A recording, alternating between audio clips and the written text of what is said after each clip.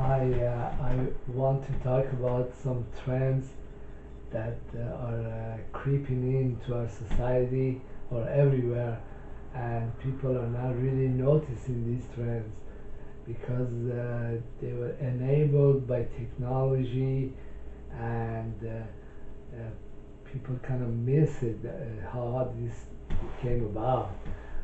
But these trends they have very deep impact, and it's worth looking at them.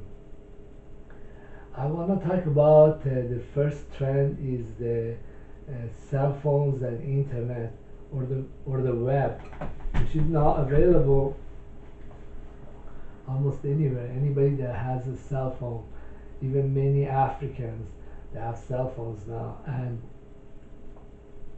the thing is that with cell phones and the internet enabled cell phones, uh, you can get on the internet and you can get whatever news or whatever information is out there in your language or English, and it's pretty difficult to stop that. Uh, there are technologies that can temporarily block certain websites, but there is other technologies and other software that can circumvent that. Even in the most backward countries or most troubled countries, there are scripts that can stop any kind of eavesdropping, or you just have to be in there and try different systems. Anyhow, in the old times, in the 40s or 50s, one of the requirements for democracy was a free press, and the importance of free press can't be emphasized anymore. Is because when you have free press, when information is not restricted, is open, it makes it extremely difficult for despots or crooks or to do all these things and have a little leeway time to get away from their deeds, because the information is right there within a half hour. Everybody knows what went on, even if they're kind of like some countries, they're dictatorships, but everybody knows the official line, and then everybody knows what's written on the wall. So uh, it just is a pretense that the population keeps to see what goes on with this regime. Are we going to keep them or not? Uh, so this trend is going to have a huge impact on the world. It's like the democratic systems and processes are going to like creep in all kinds of places, and upturn everything. But the one place that it claims to have democratic systems is the United States, and in fact it doesn't have democratic system. It's pretty restricted and settled. It does have a lot of spying and militarism. So, uh, but these alternative media and the web, they can circumvent even United States, and people generally end up getting a good clue about exactly what's going on. That's the requirement for free press, free or democracy. Anyhow, all these have been enabled by technology, and technological advances kind of happen very quietly. They're not very newsworthy sometimes, but their impact is it can be felt a year or two or three down the road. Uh, Anyhow, the other issue is that there is going to be a lot of decentralization, like a lot of governments, the U.S. government or despotic governments, they're gonna find it a lot more difficult to govern, uh, because the individuals and companies or small companies are becoming so empowered because of internet and computing and cell phones, that really you don't need government. You don't need uh, if you are able to get any information you want and transact any business that you want, and your communication is encrypted and your money is encrypted, nobody knows where this money went and came from. So what kind of governance do you have there? Or do you have a governance? I don't think we're gonna end up becoming like a hodgepodge of very independent enclaves. Uh, this is a trend to watch for. And what's the other trend? Is that these groups of people who rely on assassins and murderers to do their business, they're gonna find themselves extremely outnumbered, and national governments and national armies are going to find ways around them, basically put an end to it. Because all the technology that's available to these idiots is also available to the governments or to the armies. So there is going to be an intersection of these two trends, and these groups are going to lose out. What else is the big governments are going to become gradually irrelevant. Like there is just so much that so many functions that they do that have become outsourced to the servers, like Google servers or other computing systems, that they are there.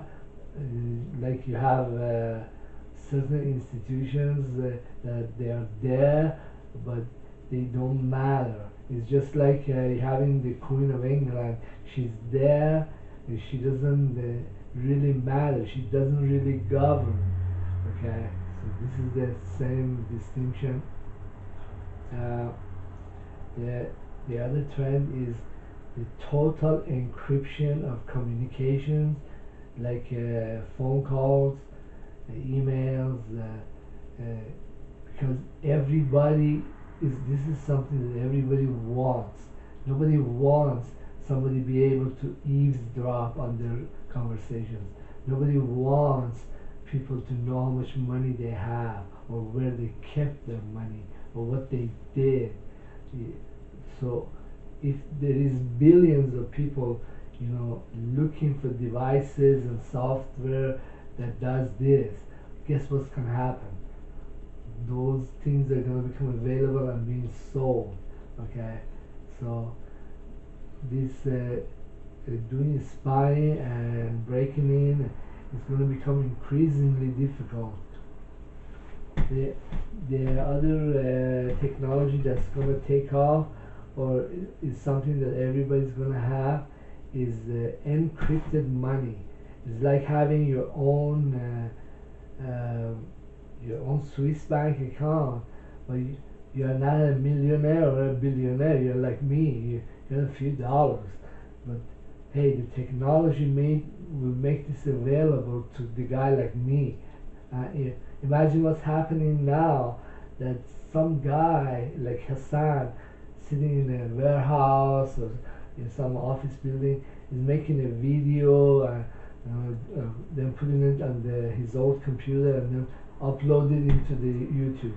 Then the video that was just about half hour ago was just his thoughts. And suddenly millions of people can look at that. I mean, the kind of audience that I get as a very mediocre what they call it, intellectual, with very fringe ideas, would take 20 years for society to even grasp it. Formerly, I would put these things down on some article, and some magazine would publish it, some academician would read it, my audience would be in totality in the whole world. My audience would be like 300 or 400.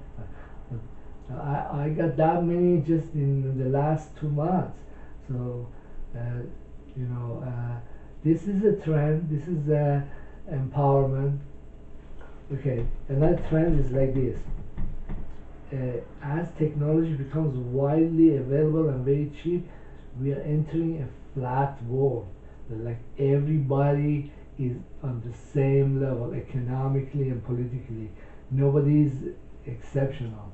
Okay, so there's a problem here, and you can see this problem when many white individuals in the United States are choosing to go with Trump because he's promising them that old capitalism where they were so special and they were so valued, and that old capitalism has died, and now we have zombie capitalism, and zombie capitalism is going to die too soon.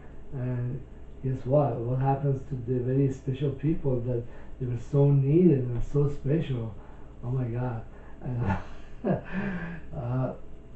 So basically, there is a lag time between what the technology is doing and what the mental mindset of people are, and this creates a lot of anger. But I don't know how things will turn out. If something happens to this movement, if there's going to be a civil war in the United States or a mafia war where politicians kill each other off or whatever, that's but many of these institutions were built up based on old capitalism, okay, and that old capitalism has died, and now we have this new form of capitalism which sucks too, but none of those old institutions work here, and people are afraid to make new institutions, and I don't know, we are in between. But so what if some old institutions die off? So what? If the technology or if the resources make every need that I have available to you, why should I care? I mean, so why they die? I mean, that's what happens in nature. Individuals, they're born, they're kids, they're juveniles, they're adults, and they grow old, they get cancer, or they have a heart attack, and they die. And so what's so unnatural about it? Why should the institutions be exempted from an institution that was built 50, 60 years ago? The company that was built like 50 years ago, and it doesn't work anymore. The products it makes suck, and everybody else knows how to get those products elsewhere cheaper. And so what if this company died? So the world hasn't died. Uh, there was a question that was asked by the students of Sufi Master, that why all these animals are going extinct, and this is sad. Why? Well, first of all, let's discuss this trend that with genetic engineering we can bring a lot of these extinct animals back. And then he said that nature is forever Wajid. Wajid means the owner is so rich, it owns, and these animals or these companies, or these are the creations at a particular historical time, and that time has ended. Doron means period of this creature has come to an end. Human beings are like that too. Each person has a Doron, a life cycle, if it comes to an end. So why are we saving something that's ancient, something that doesn't belong to our time and age?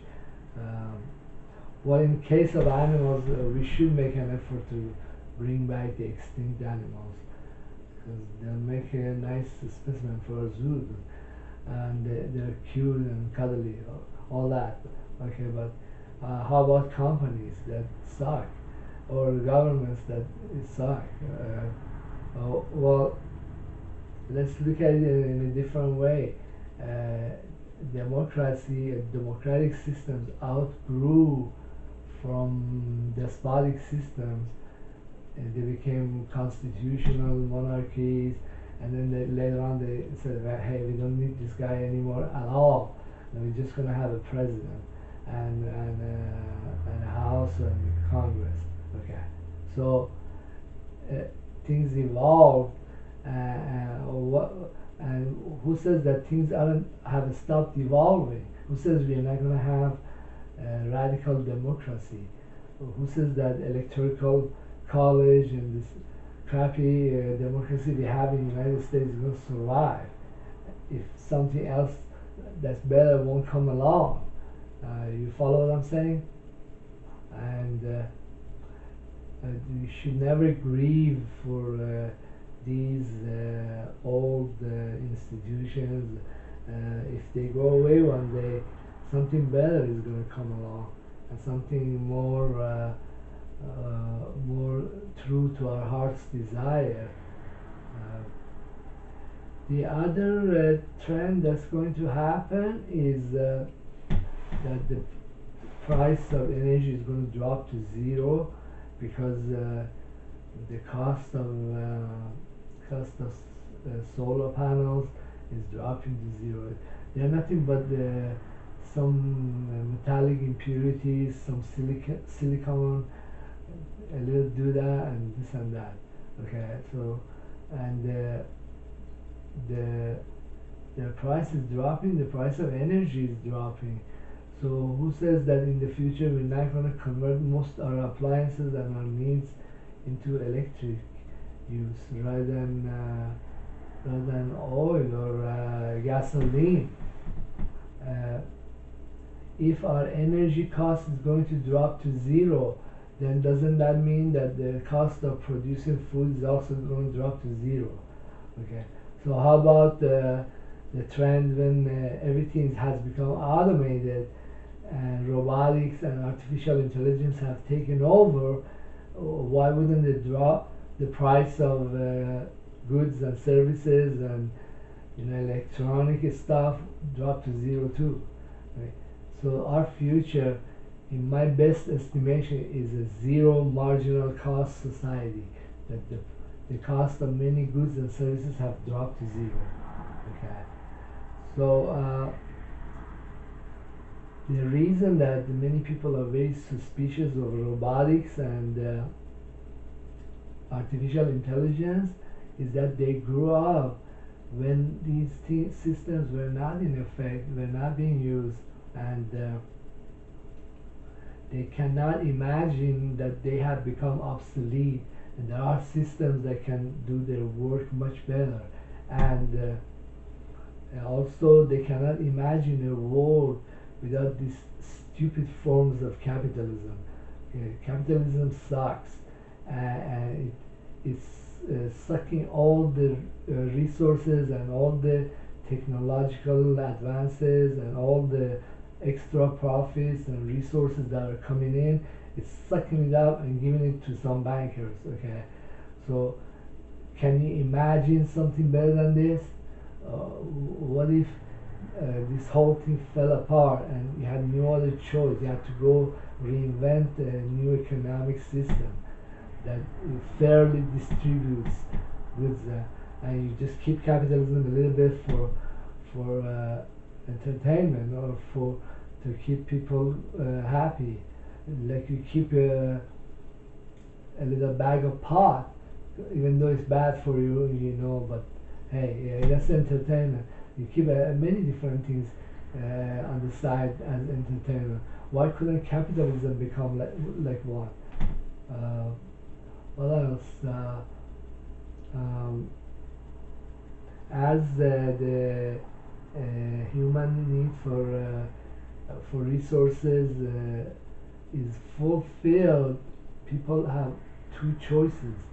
Uh, One would be to try to go back to the past with the old capitalism, or have nostalgia for all that was, and then get depression and commit suicide. The other way would be to find meaning in something else, because working and accumulating stuff will become meaningless in a society where cost of producing everything has collapsed. Okay. Another trend is that because of new technologies that can detect planets around other stars, they're going to be able to find many planets that harbor life, and then also some that there is an electromagnetic radiation that's signature of some type of civilization. And another trend would be that because there is a lot of civilization, there will be a lot of dead ones too, and this will become like a source of a study, like a study archaeology. And I think they will find some archaeological sites in Mars. I do believe that there was a civilization there that has died billions of years ago. What else? If they build the space elevator, the humans are going to populate many nearby planets, and we'll have settlements. Anyhow, these are all the stuff that I know right now, but I want to make a video later on that I will entitle the far future, and we'll go over that.